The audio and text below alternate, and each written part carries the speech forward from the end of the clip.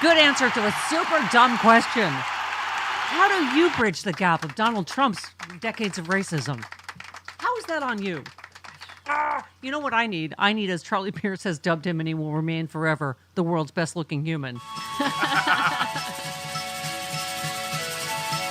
Can we hear Fernando Mundi? Can we hear Fernando Mundi? He's joining us on air right now to take a bow on Mundi. He is talking now to you and me and Stephanie on Mundi. Yes, we have some time with him to spend. Now here's Fernand on Mundi. Good morning, world's best-looking human. Hello. Oh, it's so good to be back with you, Mama. In this anxiety-ridden period, what an oasis of calm it is to come back on the Stephanie Miller Show. I love being here. Oh, it's the answer to everything. We were talking about how I was at a party this weekend, and we're at that phase where everyone's grabbing us by the lapels going, she's going to win, right? Because we're supposed to be the keeper of all the information, right? But I imagine it's 10 times worse for you as a pollster, right? You know, I didn't realize I could have made a second living as a psychologist and an anti-depression consultant. We're in crisis management mode with people all the time. You're absolutely right. Well, Fernand, give us your take, because I know I've seen you on TV a lot recently, because that's what everybody is asking is, obviously we've seen several election cycles where posters were wrong. And, one thing what does somebody call them? Some red wave pollsters, that there are some pollsters deliberately skewing polls to the right. I mean, first of all, it's ammunition for Trump to say, we got the story where Rasmussen shares information with the Trump campaign before they release it. Either he can say, see, it's rigged and I was way ahead, but doesn't it skew the average of all the polls when you throw those in, right? Oh, it really does. I mean, we've seen this now for years, this notion of how polling has become weaponized to create a false narrative and really psychologically impact the electorate. And it was, Stephanie, a high water mark in 2022 when, remember, the red wave was coming, red wave, and it never materialized because it was a lot of those bastardized polls that gave a result that just didn't speak to reality. That is now doubled down in 2024. We see even more of that, to the point where it's almost only now the red wave polls, and rarely do we see those independent polls come out. And I think it is skewing the averages, and I think it is also creating a sense of a race in certain states that is maybe not as close as it would like to appear. But the bad news is it's still a close race. We want to mandate, national tidal wave against Donald Trump and Trumpism. That's not what we're seeing in the polling just yet, but Kamala Harris is ahead, and that's the good news. Yeah, well, I mean, that's because obviously Trump lives in his own reality. He keeps saying he's way ahead. And, I guess there's part of me, maybe it's the 2016 PTSD, Fernand, that there's part of me wants us terrified and not complacent or thinking, oh yeah, she's got this. So, what I said to the person that throttled me at this party on Sunday, I said, yes, I think she's going to win. I think, I don't want to say it, but I think she's going to win big. I think that, a lot of these polls could be off and being skewed, but I don't, isn't that a hard balance? Because you want people terrified in the sense that you want to mobilize our turnout, right? But it, I mean, look, it is a hard balance. I'll say this. I've worked now on 5 presidential campaigns, so I've gotten a little bit of a feel and a flavor of this portion of where we are in the cycle. Let me be very clear to the people listening, because I know a lot of folks are anxious, and with reason. Right now, what's today, Stephanie? October 10th? Yep. Yeah. The 9th. 9th. Yeah, 9th. Sorry. 8th. October 9th. Today's the 8th. Sorry. For God's sake, we can't even agree on what date it is in America. October 8th. It's the 8th. Donald Trump says it's the 12th. We're still less than a month from the final day of the election. Because remember, the election has started. People are voting now. People have been voting for a couple of weeks at this point. Yeah.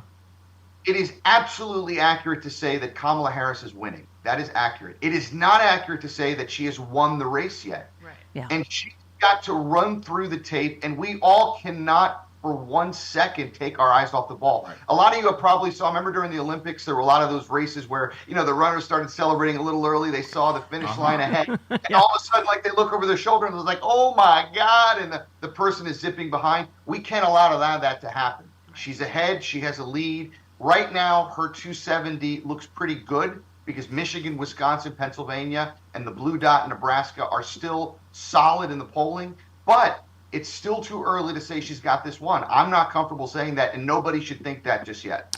Michael Steele, your buddy, your pal from MSNBC, said he thinks Georgia, North Carolina, and your home state of Florida is in play for Kamala Harris. What do you think? I think Michael, like the Meatloaf song, 2 out of 3 ain't bad. I agree with him 100% on Georgia and North Carolina. I'm not ready to say Florida is there yet. I would love to say that. I've just seen how this state performs. I've seen what's going on the ground. There's again a chance that things could dramatically change in the next 3.5 weeks. But today, I still don't think Florida's there. But look, if she wins Georgia and North Carolina, that is a massive dagger in the heart of MAGAism and Trumpism. I'll take that win, even if Florida's on the sidelines. You know what would, I think, sway things in Florida if the world's best human went door knocking door to door to every door in Florida. I'm just saying, if you want to leave it all in the field, my friend. I do, but unfortunately, Stephanie, right now, today, we are actually facing a pretty catastrophic person besides Donald Trump here in Florida. His name is Milton. Yeah. Ready, because that's going to be a bad one by the looks of the condition. And let's, now that you brought it up, so Governor DeSantis just remains despicable in every, situation. He will not take I've never heard of this before. Have you? Will not take a call in the wake of Helene and Milton coming. Won't take a call from the president or the vice president. Accused them of playing politics. He shot back at Kamala Harris, who criticized him for playing political games or refusing her phone call amid a looming disaster. So she's playing politics. Right. How does that work? And how do the people of Florida going to feel about that? And obviously, that's one of the biggest lies we've heard in quite a while, that she's the one playing politics, when it's Ron DeSantis, whose every single action as governor of Florida, Stephanie, goes through the prism of the 2028 presidential election nomination fight for the Republicans.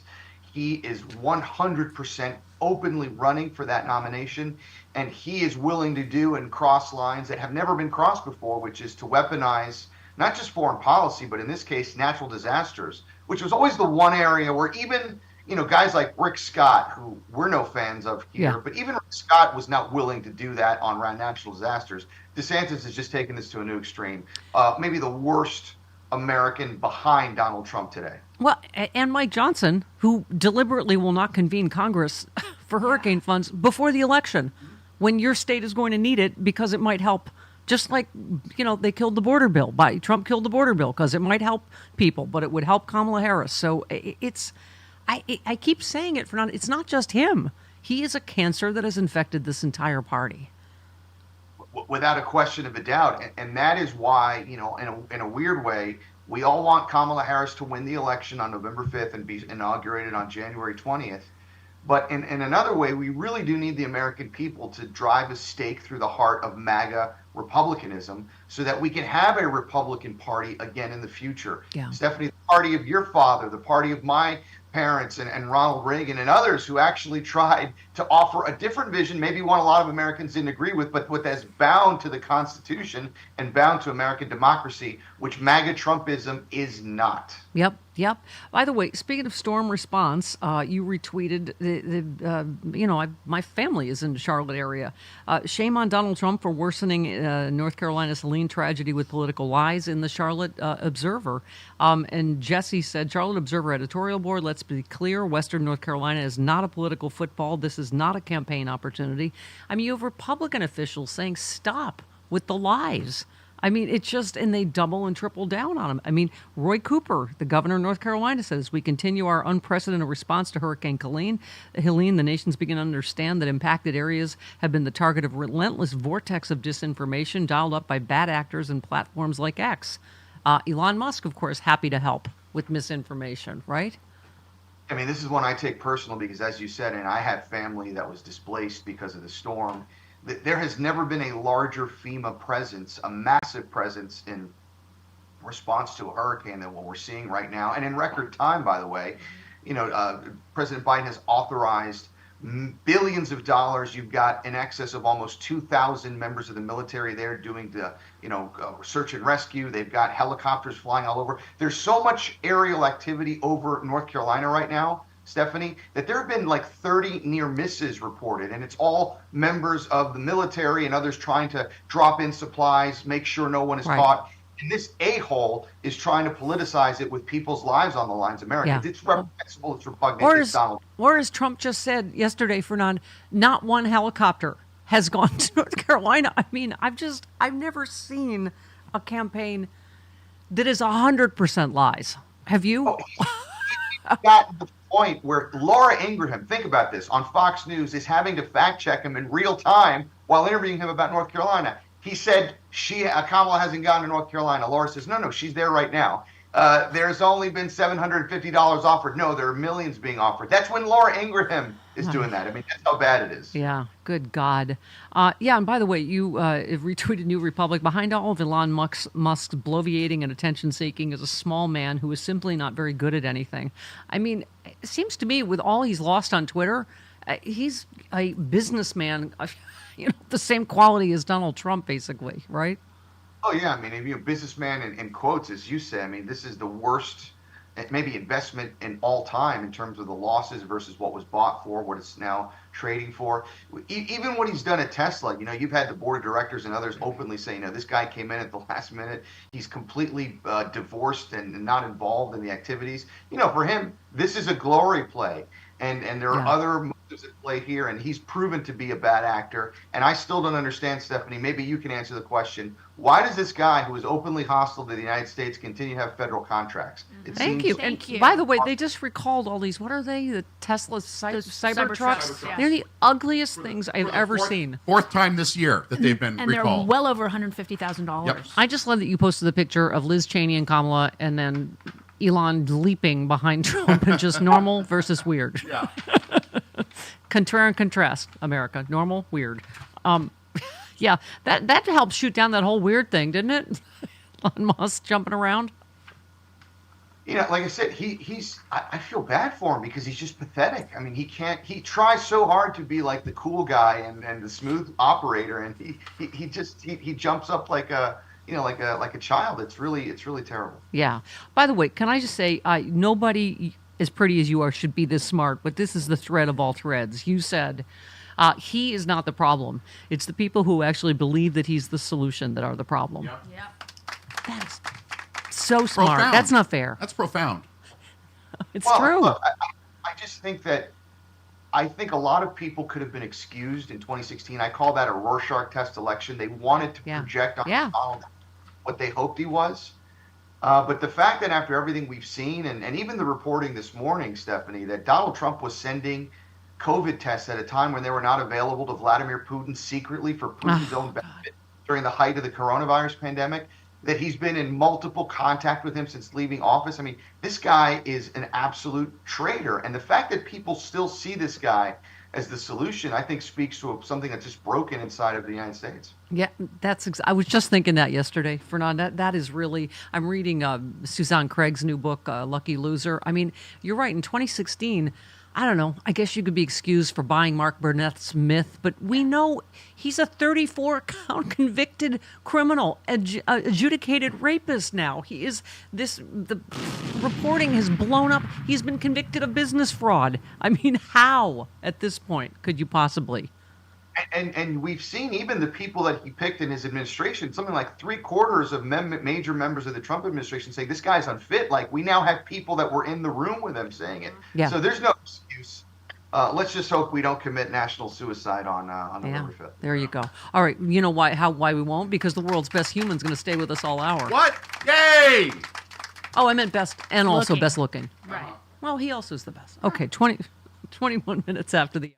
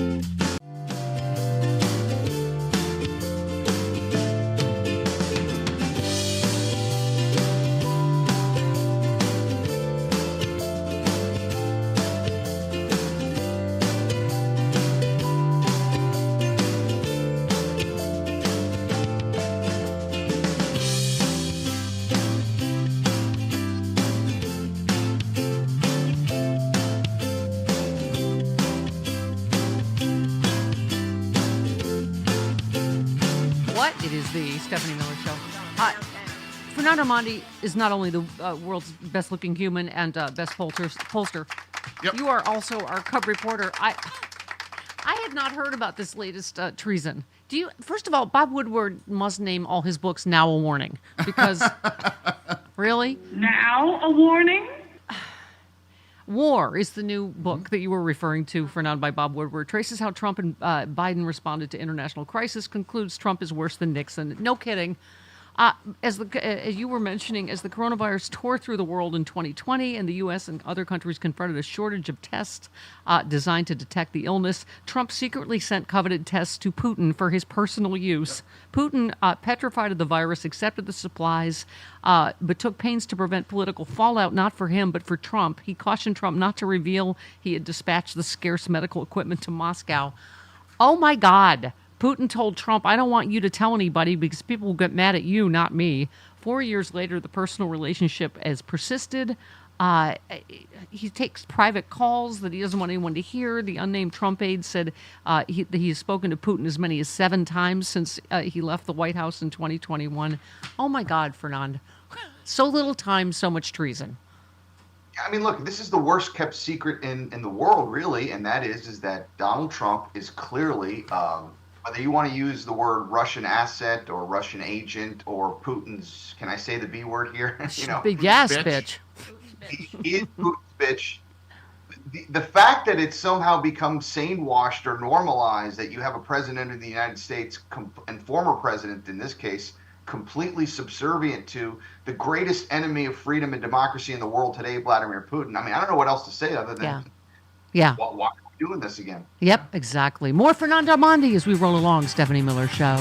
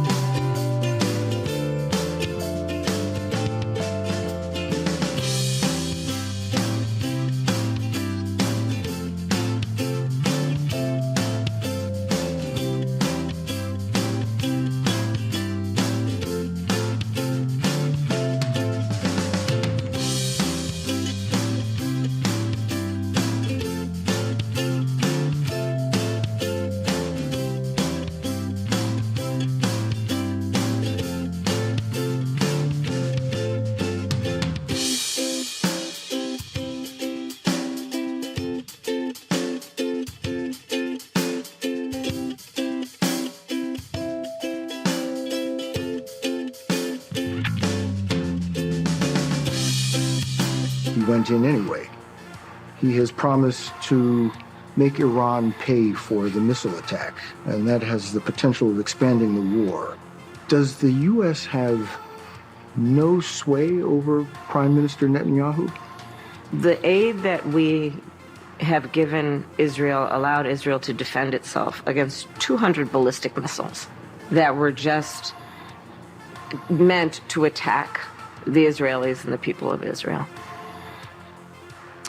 Can I just say, almost all of these questions are gotcha questions, and she still answered spectacularly well. Fernando Mondi is still with us.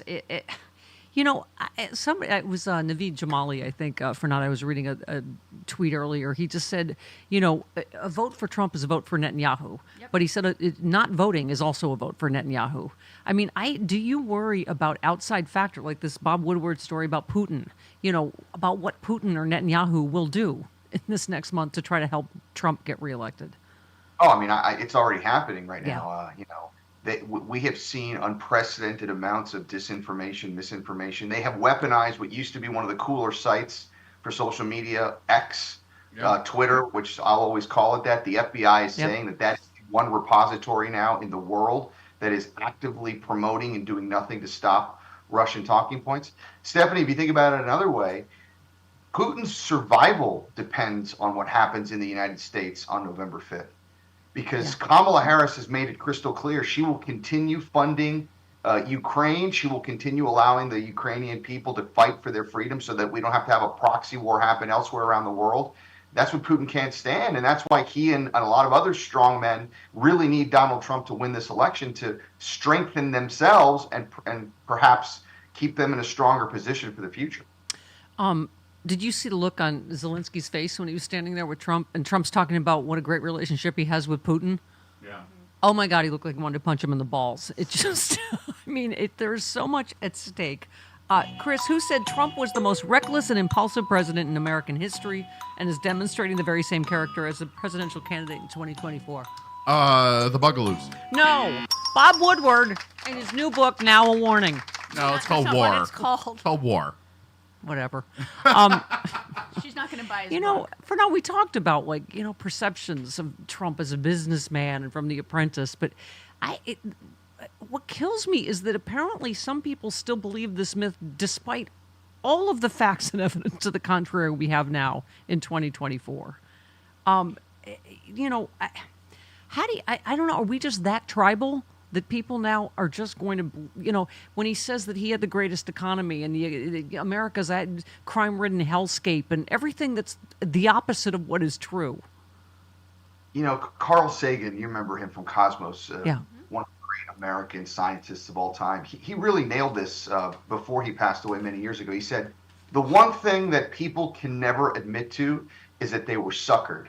They cannot admit to being taken by a con man. It's too painful. It's too humiliating. So instead, rather than just make the clean break, admit that they got conned over, they'll double and quadruple down because they cannot admit being wrong in that regard. And I think that's what we're seeing, this mass psychosis of just millions of our fellow citizens who, most of them are decent, good people who I believe love this country, have just gone down this rabbit hole of this guy who's been revealed, Stephanie. You said it yourself. I mean, it was one thing in 2016 to think that this was a successful multi-billionaire businessman. We know he's a fraud, but people just cannot go there because I think it would mean looking in the mirror and asking tough questions about what it would mean for them to admit that they were snowed. Yeah. No, I hear you.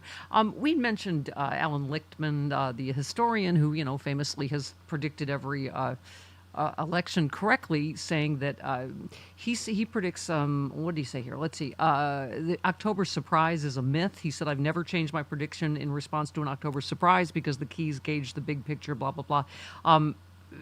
And he, you know, and he was proven right in 2016. He predicted Trump would win despite the, you know, I guess the Access Hollywood tape was considered that October surprise.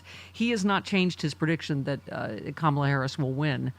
I guess when we just were discussing Netanyahu and Putin, the thing that always haunts me for not is Trump saying there is a 100% chance there will be a terrorist attack on American soil before the election. And you can't help but knowing what a traitor he is, Fernand, go, what does he know? that we don't know? I mean, are you concerned? Because I just wouldn't put anything past him, would you? No, I mean, I think the one thing we can believe Trump, Stephanie, is that when he says something that either he wants to happen or he thinks is going to be happen, it's going to be harmful to the United States, it usually happens. Like, he's honest in that regard. So I absolutely take him at his word in that sense. But look, you also have to consider, I think the American people now have come to realize, and in essence, girded themselves. I think all of us are kind of waiting for what shoe might drop. And as long as we realize, we know who he is, his unfavorable rating, it's in the toilet. It has been for a reason. He has never gotten above 47% in his national polling.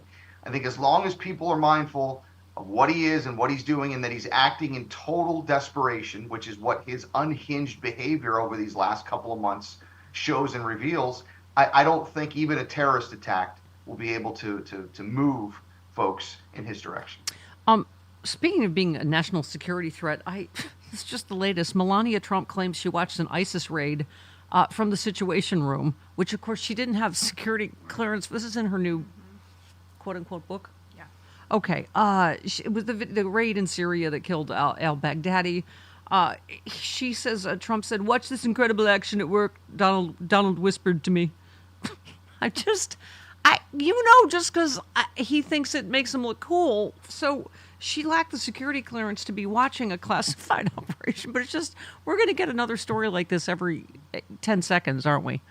We are, and unfortunately, that helps Trump in the sense that these things, what they call flooding the zone, it just becomes normalized, and people develop the callus. But just imagine, Stephanie, the Republicans, if the roles were reversed, if it had been revealed that Joe Biden had brought in Dr. Jill Biden to watch one of these things, or Barack Obama had done Michelle Obama. I mean, they'd be losing their minds every step of the way. Remember the big scandal in 2016 when the Attorney General's plane crossed Bill Clinton's plane, and that was like the end-all, be-all. Right. Let's shut down the election. Right. And yet we have these types of revelations, and it just means nothing.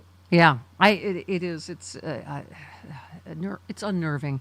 Trump's fundraising emails are growing more unstable as the election draws closer, according to one analyst. He said there's something different about what Trump is doing. It's darker and uglier. He's using his propaganda emails to target and incite violence and hatred against non-white illegal immigrants, refugees, other non-citizens. He's also directing hatred against the LGBTQ community with another recent email saying, "Are you male or female? Male, female, insane."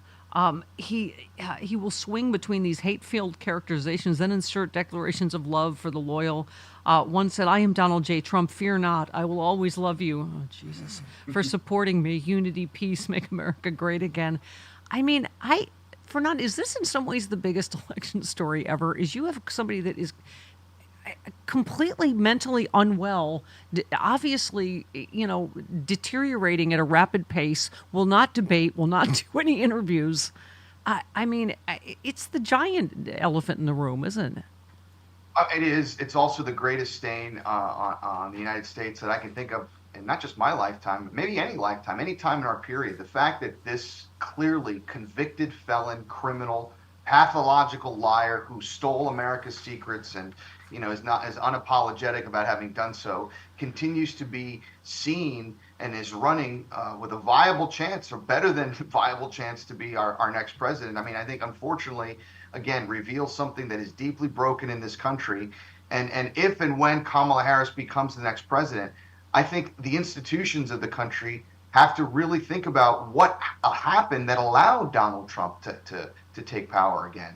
And to even be a viable contender for the presidency. It's not just it's not something funny. It's not something humorous. It's deadly serious stuff. Yeah. I was mentioning I was reading Suzanne Craig's book. We just had her on last week, Lucky Loser. But I just thought, this is yet another story, again, for not whether it matters or not. A beloved building belonging to Trump appears to be drowning in debt as problematic financial deadlines loom. This is 40 Wall Street. His income continues to plummet. One analyst said the building is simply not earning enough money to cover the loan. This is the story of Donald Trump's entire life. He has been a complete financial disaster, a horrible businessman every single step of his life. His father bailed him out multiple times, and it's just... Thank God Kamala Harris is closing the gap. on who would be better on the economy. But doesn't that number in particular drive you insane? It does, but the point you make is even more horrifying, Stephanie, because you combine this out of control, malignant, narcissist ego of his with his terrible business sense. Is it exactly what makes him a national and international security risk? Because he's so afraid of being revealed as a failure, as a failed son, business loser, that he will then allow potentially to be compromised and to be corrupted. And that's why people like Putin and the leader of Saudi Arabia and others see in this guy someone that can not only be easily flattered but easily bought. And that's why him running is just a really weak sign for our institutions and the vulnerability that we have in this country. Yeah. Fernand, how concerned are you about, what do we call it, Jody, a Republican in terms of the election? Yeah, I mean, I have to hope that they'll be incompetent at this, too. There's one story today. Trump's campaign is relying on groups such as Charlie Kirk's Turning Point USA to help turn out voters. One Arizona Republican strategist said their strategy is bad. They know how to talk MAGA. They know how to message the base, but they literally don't know what to say to a swing voter. They alienate these people. But again, I've said over and over, Fernand, I feel like they're not preparing to win this election. They're preparing to cheat. Well, I'm counting on not just their incompetence, as you say, which is right, but I'm actually counting on their greed to save us, Stephanie, because this is a huge, massive grift that a lot of these people are engaged and involved with. Remember, there's tens, if not hundreds of millions of dollars being thrown around in these last weeks.